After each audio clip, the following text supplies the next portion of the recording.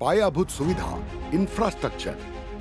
पायाभूत विकासाच्या बाबतीत आज महाराष्ट्र देशात अग्रणी स्थानावर आहे.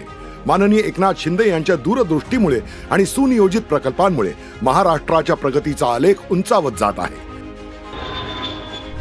त्यांच्या नेतृत्वातील महायुती सरकारने महाराष्ट्राच्या प्रगतीसाठी एक अतिशय पोषक वातावरण निर्माण केले आहे.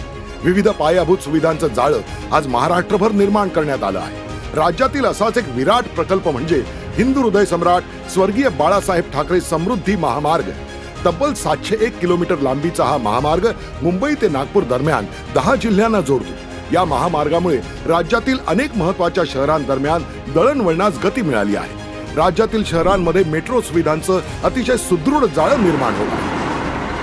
मुंबई महानगर क्षेत्रासह पुणे व नागपूर सारख्या मुख्य शहरांमध्ये 449 किलोमीटर लांबीची अतिशय प्रगत मेट्रो व्यवस्था निर्माण होत आहे. मुंबईतील भुयारी मेट्रो मार्गिका म्हणजेच ॲक्वा लाईनचा टप्पा 1 जनतेच्या वापरासाठी खुला करण्यात आला आहे. यानं मुंबईतील अंतर्गत प्रवासाला अधिक चालना मिळाली आहे. एवढंच नव्हे तर मेट्रोच्या जाळ्याचा विचार करता महाराष्ट्र हे देशातील पहिल्या क्रमांकाचं राज्य बनलं आहे.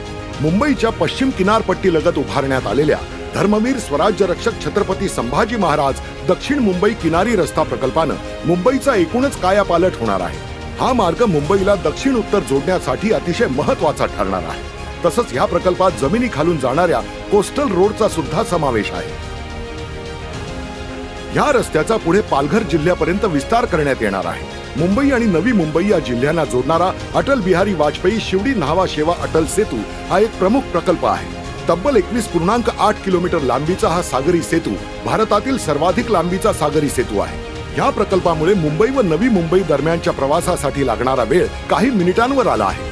पालघर जिल्ह्यात सुद्धा झपाट्याने वाढणारी लोकसंख्या पाहता आणि गुजरात सीमेलगत असलेल्या या जिल्ह्याचं महत्त्व लक्षात घेता पालघर येथे नवीन एअरपोर्ट निर्माण करण्यात येणार आहे.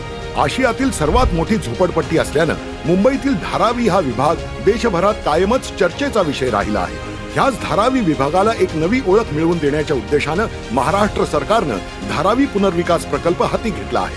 या प्रकल्पांतर्गत धारावीतील सर्व पात्र आणि अपात्र रहिवाशांचं पुनर्वसन होणार आहे. ठाणे व मुंबई उपनगरातील प्रवास अधिक सोयीस्कर करण्याच्या हेतूनं ठाणे बोरिवली टनेलची निर्मिती करण्यात येणार आहे.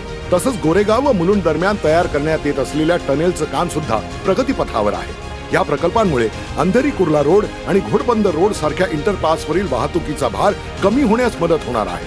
तसंच राज्यात 2 वर्षात 23,886 किलोमीटर लांबीच्या रस्त्यांची सुधारणा करण्याचं काम हातात घेण्यात आलं व आतापर्यंत 1054 पुलांचं बांधकाम पूर्ण करण्यात आलं आहे. महाराष्ट्र सरकारकडून एकूण 5,000 किलोमीटरचे एक्सप्रेस कंट्रोल महामार्ग तयार करण्याचा निर्धार करण्यात आला आहे.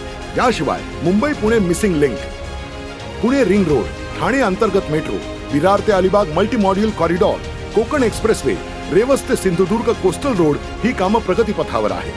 मध्य मुंबईतील छेडानगर जंक्शन ते ठाणे दरम्यान पूर्व द्रुतगती मार्गाचा विस्तार करण्यात येणार असून शिरूर ते संभाजीनगर येथे नवीन ग्रीनफील्ड मार्गास मंजुरी देण्यात आली आहे.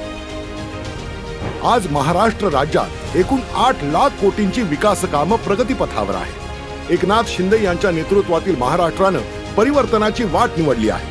हा प्रगतीचा वेग असाच कायम ठेवण्यासाठी न भूतो न भविष्यती असा महाराष्ट्र घडवणाऱ्या महायुती सरकारला येत्या 20 नोव्हेंबरला महाराष्ट्रात पुन्हा बहुमतानं निवडून आणणं गरजेचं आहे. महाराष्ट्राच्या विकासाला पुन्हा महायुतीच. म्हणूनच 20 नोव्हेंबरला धनुष्यबाणासमोरील बटन दाबूया. केलंय काम भारी, आता पुढची तयारी. विकासाचं निशाण, लाडकं धनुष्यबाण.